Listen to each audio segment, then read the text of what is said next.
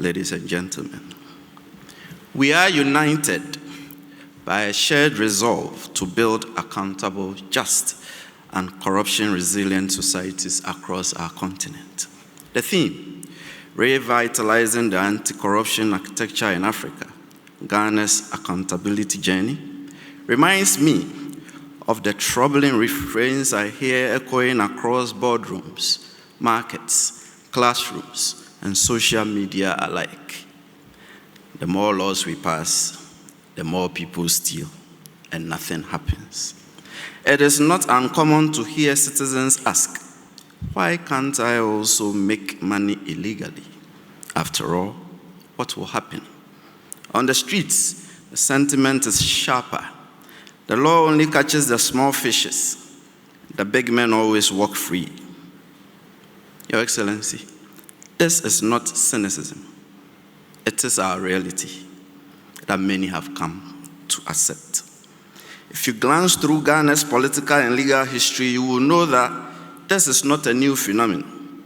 It is a cycle repeating itself with disappointing consistency. That is the imperfect architecture we are here gathered to confront and to rebuild with better clarity, integrity by design, and renewed political courage. There is an old Negro spiritual which probably captures the vicissitudes of the fight against corruption in our accountability journey. It goes like this. Sometimes it's up, sometimes it's down, sometimes it's down to the ground. Our anti-corruption drive has been pockmarked by ups, downs, and sometimes downright downs. We begin by collectively acknowledging that we must fight corruption. That lights a glimmer on the horizon, accompanied by copious fanfare. On that ground, we commence the exercise of demanding and assuring accountability with righteous excitement and sometimes indignation. Each surge in corruption has been met with varied responses, from coup d'etat to commissions of inquiry that generated countless reports, most of which were eventually forgotten. Even during our 4 republics, under what is termed the rule of law, the relentless cycle was and is ever present. History repeats itself. Our positions on corruption perception indices remain firm within the average region. Then the reality of the enormity of the grimness of the human condition of repelling accountability sets in. That is, no one cheerfully welcomes scrutiny. Each of us privately hopes he or she will not be accountable for their actions. On that account, and as the pushback against accountability swells, we, somewhat overwhelmed, approach the enterprise of the fight against corruption half-heartedly. Then, by way of aggression, greed and individual interest starts eroding our efforts as rules are set aside and corruption permeates through. The glimmer on the horizon dims. Then we commence the process all over again. My recall of this reflection is not in the least intended to sound despair. It is aimed at awakening in us a renewed purpose to revitalize the anti-corruption architecture. For it is to our collective credit that when, by our own actions, the glimmer on the horizon dims, we have sought to rekindle it to a glow, even if dull, by not folding up, by not rolling over. Our restorative actions tell in us that deep down we abhor corruption, even when we paradoxically resign ourselves to some forms of corruption. And though our systems of fighting corruption may not be perfect, yet we keep retooling and reshaping them in the hope of fitting them to suit our purposes. It is as if we keep humming in our spirits a more melodious and less lamentatious version of that old Negro spiritual I alluded to signify hopefulness. Thus, we have embarked on our accountability journey throughout our quest of forging decent existence for ourselves. In our traditional setup, we hold high the principles of accountable stewardship. They are written all over our chieftaincy institutions and extended family systems. In statehood, they abound. And whenever we have reckoned that governance, in whichever form, did not reflect our ideals and aspirations and did not represent us, we have repudiated it firmly. And it was surely on the back of our very essence of assuring a just and fair society grounded in accountability that fortified our forebears in the 1890s to firmly reject the Crown Lands Bill of 1894-1897, which had the shrouded effect of reducing our lands into possessions of the English Crown. Indeed, the anti-colonial organization formed by our people, Aborigines Rights Protection Society, sent a delegation from our then Gold Coast to London to drive home a point with success. Our argument was simple. There are no ownerless lands here. Every inch of our land is tied in with the soul, culture, and religion of our people. Therefore, our land could not be held to be anyone's possessions. If you desired a parcel of land, you negotiated for it. If the colonial government acquired land, it ought to pay compensation to the owners. Thus, the principle was firmly established at Westminster that in our then Gold Coast, native law will remain and prevail with regard to the devolution of land. Upon this fight and push, we saved ourselves the calamity that befell some of our African brethren, whereby their ancestral and heritage lands were ceded off to colonialists and foreigners. We kept the torch up so our lighters would not dim, and so in 1948, our outright repudiation of high-handed and unaccountable governance and grand corruption through boycotts of European and Asian goods and a 5-day countrywide rout following the clearly unjustifiable and inexcusable killing of peaceful protesting ex-servicemen by a white police superintendent, forcefully imprinted on the minds of the colonialists that our then Gold Coast, which had been touted as a model colony, was slipping away irreversibly. The Watson Commission, which inquired into the 1948 occurrences in our then Gold Coast, observed that we are convinced that there's a widespread and rapidly growing feeling among the people that they are being governed without their consent and in a manner which makes them feel that the government is not their own. Unless prompt and bold action is taken, the present system of government cannot continue. The Gold Coast had slipped away. This was how we heralded our independence from colonial rule. We are set on our 4th republic now, and may this be our last. The Republican periods have been dot-marked by 5 successful military coups d'etat. It may well be that the fight against corruption has been a popular go-to rubric, either to get one elected or to enable one to seize power, as our history has shown. And though our efforts seem like disappearing acts, we have ever so much sought to make things work, and the refrain of the fight against corruption has underlined every government that has governed us. Indeed, the last 4 election cycles were battled out on the fight against corruption. And so, Your Excellency, it came to pass that we constituted about 50 corruption-related commissions of inquiry to stamp our opprobrium against corruption. Permit me to tell in quotes from the conclusions of some of these inquiries. The Cowgirl Commission, which investigated corruption in respect of the Cocoa Purchasing Company, remarked in its report in 1959 that, quote, there are disturbing indications of corruption among some public officers. This was in 59, unquote. Then came the Earning Commission report in 1970 in respect of an inquiry into bribery and corruption in Ghana, and it opined, quote, bribery and corruption are widespread in Ghanaian society, manifesting in various forms such as kickbacks, under-the-table payments, and other illicit financial transactions aimed at influencing decisions or securing favors, unquote. This was in 1970. Then the military adventurers also jumped on the train and refrained. They all sought to justify their forceful takeover of government by pointing to corruption in the administration they wrestled power from. Here, General Ankara, one of the main architects of the overthrow of Nkrumah in 1966, he said, we have been called upon to rescue the nation from the tyranny and corrupt practices of the past administration, unquote. A few days later, the National Liberation Council stated on the radio, quote, we want to establish a government based on honesty, transparency, and integrity, values which had been eroded by Nkrumah's corrupt one-party dictatorship. This was in 1966.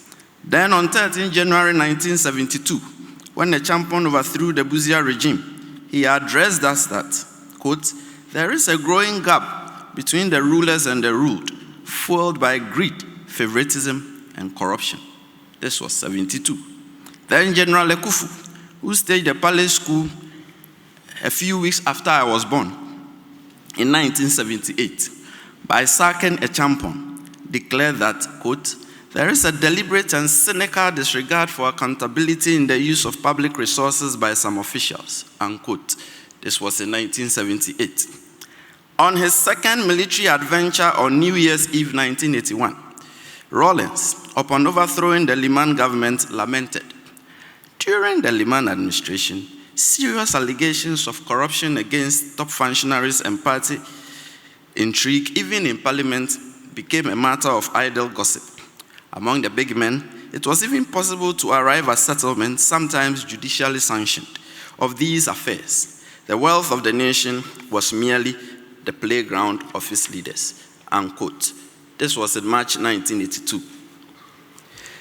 Then we adopted our present constitution into force in 1993, in which we proudly declared the principle of probity and accountability built on a complex system of checks and balances. On the international scene, we ratified the United Nations Convention Against Corruption, UNCAC, on 24 June 2007, and the African Union Convention on Preventing and Combating Corruption around the same time. Under the Constitution, we established the Commission on Human Rights and Administrative Justice, SHRAJ, and tried to clothe it with anti-corruption mandates under Article 218E of the Constitution.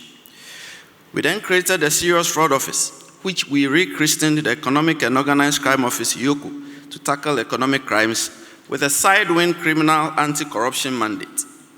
20 years after running this model, it became clear that the SHRAJ anti-corruption model was impractical and it was not working. This is because SHRAJ's real intended purpose, as the National Human Rights Commission and the Ombudsman, rendered it unsuitable to fight corruption in the real sense, and the Article 218E mandate was clearly a stopgap measure for a much more robust and concrete future anti-corruption regime. Further, it saddled SHRAJ with dilapidating inundation, as it lacked any real power in the anti-corruption space, as its mandate does not involve any sanctions. This is because it is required merely to circuitously forward the outcome of its anti-corruption investigations to the Attorney General and the Auditor General. The EOCO setup was also not optimal. This was mainly because EOCO is an agency under the Attorney General's department and is invariably able only to institute criminal proceedings on the say-so of the Attorney General. This rendered it incapable of tackling corruption, especially regarding political actors and politically exposed persons. The need for an independent institution with an effective and all-encompassing anti-corruption mandate became increasingly pronounced, especially during the institution of the National Anti-Corruption Action Plan, NACAP, in 2014. The underlying philosophy of the NACAP is the recommendation of the establishment of an independent prosecution authority to effectively tackle corruption. The thinking was that the Attorney General, being a member of cabinet and the chief legal advisor to the government, is not well suited to investigate and prosecute members of a government to which he belonged. There is still immense force in this thinking, Your Excellency. This was a chief consideration that informed the passage of the Office of the Special Prosecutor Act 2017, Act 959, which established the Office of the Special Prosecutor in 2018 as a flagship anti-corruption institution of the Republic with a unique fourfold mandate of investigating corruption and corruption-related cases, prosecuting suspected offenders, recovering and managing assets, and taking steps to prevent corruption. Intended as fulfillment of a campaign promise during the 2016 presidential election process, the OSP is actually the satisfaction of Ghana's treaty obligations under Articles 6 and 36 of UNCAC that require state parties to establish independent specialized authorities to combat corruption through law enforcement, and Article 5.3 of the African Union Convention. Its outlook is also intended as founded on the Jakarta Statement on Principles for Anti-Corruption Agencies pronounced in November 2012 by parties to UNCAC. Your Excellency, the OSP model represents our best bet in tackling corruption. And upon this architecture, it is a unique and never-before-seen remedy designed as a cure of the inadequacies of the traditional methods we had previously adopted, which are characterized by the lack of real legal and enforcement powers and independence of action, as the model retains total control over the initiation of the conduct of investigations and the institution of criminal proceedings. Then again, the model affords political neutrality and non-selectiveness in the fight against corruption. For the first time in our history, the OSP model forcefully carries the fight against corruption not only in the province of public officers and public life, but also among politically exposed persons and persons in the private sector. The model is not without its shortcomings, as is suffered by every human construct. Yet we have a golden opportunity to, once again, retool and reshape it to fit our purposes during the current exercise of constitutional review. On this score, it must be borne in mind that the fight against corruption is multifaceted. First, the law always appears to be a step behind criminal innovation, and as technological advancement ushers in marvels hitherto unknown, perpetrators of corruption devise sophisticated ways adapted to avoid detection. Second, truth is always the first casualty in any criminal inquiry. Those who engage in grand corruption are wealthy. They possess the means and wherewithal to mount formidable campaigns of misinformation and truth distortion.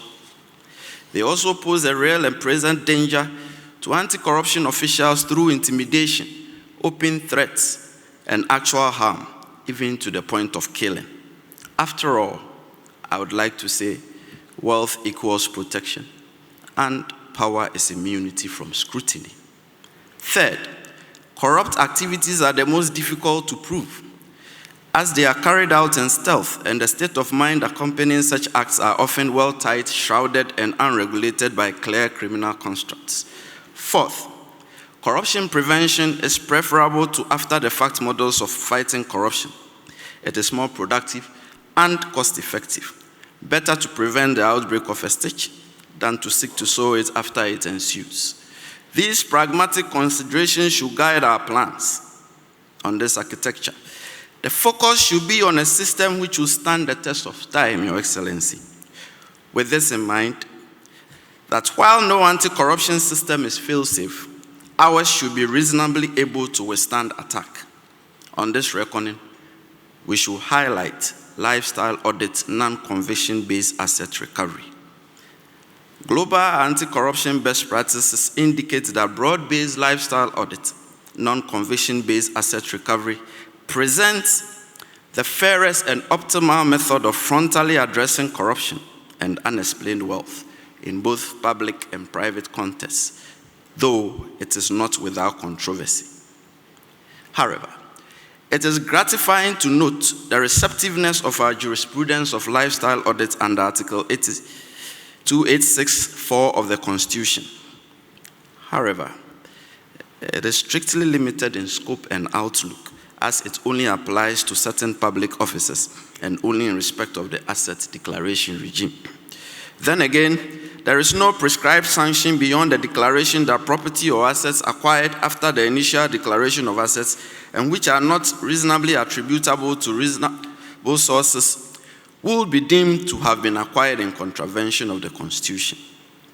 Further, this problem is exacerbated by the fact that our criminal anti-corruption provisions in the Criminal Offences Act 1960, Act 29, and other enactments look primarily to public officers.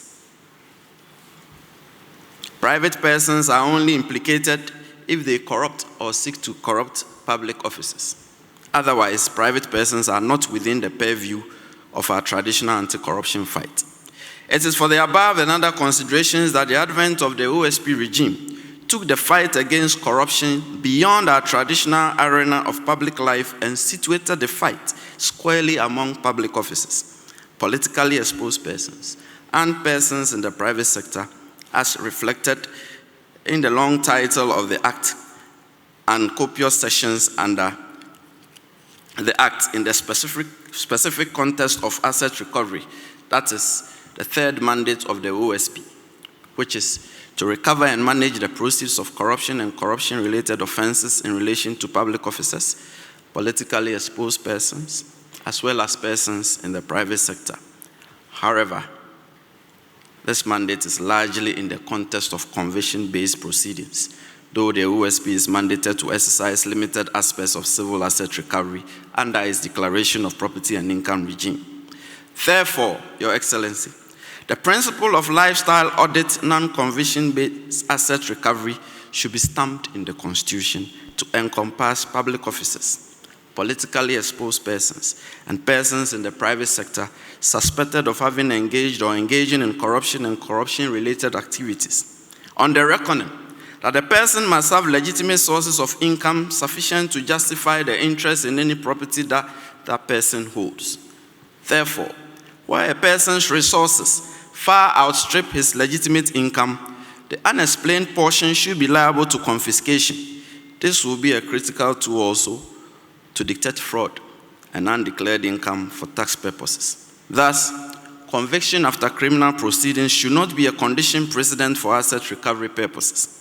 That is, proceedings on an application for a confiscation order or a restraint order should be civil and not criminal. Then again, the rules of evidence applicable to civil proceedings should apply to confiscation and restraint proceedings, and confiscation orders should have the effect of a judgment of the High Court appealable to the Court of Appeal. In relation to this, there should also be a reverse onus clause of a presumption of corruption tied to lifestyle audit. That is to say, in all proceedings, civil and criminal, there should be a presumption of corruption. One, where a person, whether in public or private life, is in possession of property or resources for which he cannot satisfactorily account for, or pecuniary resources and property disproportionate to his known legitimate sources of income, should be deemed to have been obtained or received through corrupt means. And two, a gift to a public officer by a person who has or seeks to have any dealings with a government or public agency should be deemed to have been given and received corruptly as an inducement or reward. Further, there should be a more robust and effective asset declaration mechanism in respect of public officers and persons undergoing lifestyle audit to close the loop on the amassing of illicit wealth and to enhance accountability. We should move beyond mere repositories to a system of verification and tracing undeclared assets. However, and I'm coming to disappoint some of you, I do not, and I will not add my voice to calls for the publication of assets for public scrutiny. In our experience, it will be unhelpful and would merely subject public officers to inordinate public curiosity and the specter of the real likelihood of reprisals against their assets.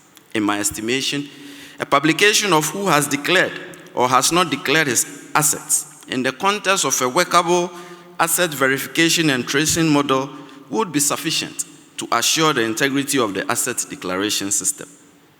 On another score, I dare say corruption begins where values collapse. That is why integrity must be designed into our educational system, from the basic level through to the tertiary level. And I'm looking at students. A student who regards a corrupt businessman as his or her role model would invariably emulate him without remorse. Do not do so.